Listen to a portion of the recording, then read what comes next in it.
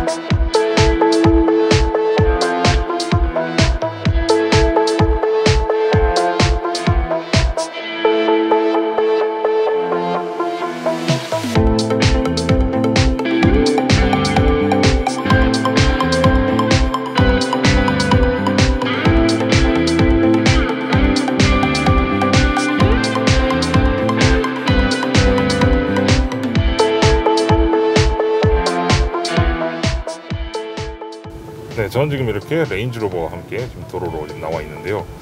이 레인지로버 이 처음 딱 타자마자 확실히 이게 좀 격이 다른 차구나라는 거를 이제 느낄 수가 있어요. 그냥 승차감이 좋다, 아니면 뭐 그냥 조용하다 이런 말로는 또 이제 설명이 안 돼요. 이거 진짜 경험을 해보셔야 하는데, 정말 이 차를 이제 타면서 진짜 고급 차량이 지금 내 몸을 싣고 있구나라는 생각이 절로 들게 만들어준 차는 되게 흔치 않거든요. 근데 이 레인지로버는 확실히 그런 느낌을 줍니다. 내가 진짜 뭔가 좀 격이 다른 그런 차에 좀 타고 있구나 하는 그런 느낌을 확실하게 전달을 해줘요. 그러면서 또 재밌는 게 뭐냐면은, 원래 요즘 이제 새롭게 나오고 있는 그런 이제 아주 울트라급, 울트라 럭셔리급 그런 SUV들을 이제 경험을 하다 보면은 굉장히 세단 같은 느낌을 많이 줍니다.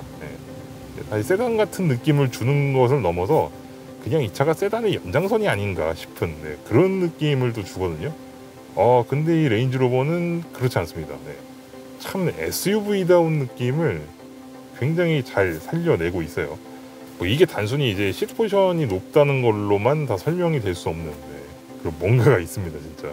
이 시트 포지션이 높은 거는 사실 이 SUV로서는 사실 기본 소양이라고 생각하거든요. 왜냐하면은 오프로드를 주행을 하게 되다 보면은 참 이 바깥을 좀 내다봐야 되고 그럴 상황이 굉장히 많이 생깁니다.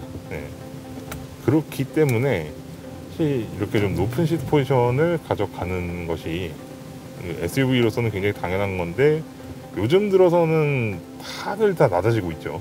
거의 마치 승용 세단처럼 지상고만 높은 승용 세단 같이 그렇게 많이 세팅들을 하는데, 참 이마만큼 이제 편안하면서도 SUV라는 느낌을 이렇게 확실하게 전달해주는 차는 참 오랜만인 것 같습니다. 사실 랜드로버가 참 오랫동안 또 이제 SUV들을 만들어 왔잖아요. 세단은 뭐 거의 손도 안 대고 오로지 SUV만 이제 한 외길만 이제 걸어온 그런 회사라고 할 수 있는데, 그러다 보니 참 그런 것들이 이제 철학이 돼서 이게 딱 녹아 들어 있는 것 같습니다, 차에. 저는 제 개인적으로는 이렇게 아주 편안한 느낌을 또 전달해주고 있는 그런 이제 비결이 아무래도 이 차가 정말 풀 알루미늄 샤시로 이루어져 있거든요. 그러니까 마치 지금 현재 지금 출시되고 있는 그 랜드로버 디펜더와 마찬가지로 이 알루미늄 이제 유니바디 형태의 그런 차체 구조를 가지고 있습니다. 그래서 그런지 참 이게 참 그 강철 샤시, 그러니까 스틸 샤시로 된 차랑 이 알루미늄 샤시로 된 차랑 타보면 느낌이 진짜 굉장히 많이 달라요. 근데 그러면서도 그 알루미늄 샤시를 가진 차의 이제 좋은 느낌들을 참 잘 살리고 있는 그런 설정이 아닐까 싶습니다. 자, 이렇게 또 주행을 하다 보니 또 이렇게 어느덧 고속도로에 진입을 하게 되는데요. 일단 엔진부터 먼저 말씀을 드려야 될 것 같습니다. 지금 이 레인지로버 같은 경우에는 이제 두 가지 엔진이 지금 사용이 되고 있는데, 이제 하나는 이제 직렬유기통 디젤 엔진이고, 또 한 가지는 지금 이 차에 탑재되어 있는 4.4L V8 엔진입니다. 과급 시스템을 또 적용을 해가지고 530마력의 최고 출력을 발휘한다고 합니다. 4.4L V8 엔진, 그런데 과급기까지 달아서 530마력, 참 듣기만 해도 가슴 뛰는 그런 조합 아니겠습니까? 그런 의미에서 한번 급가속을 한번 해볼게요.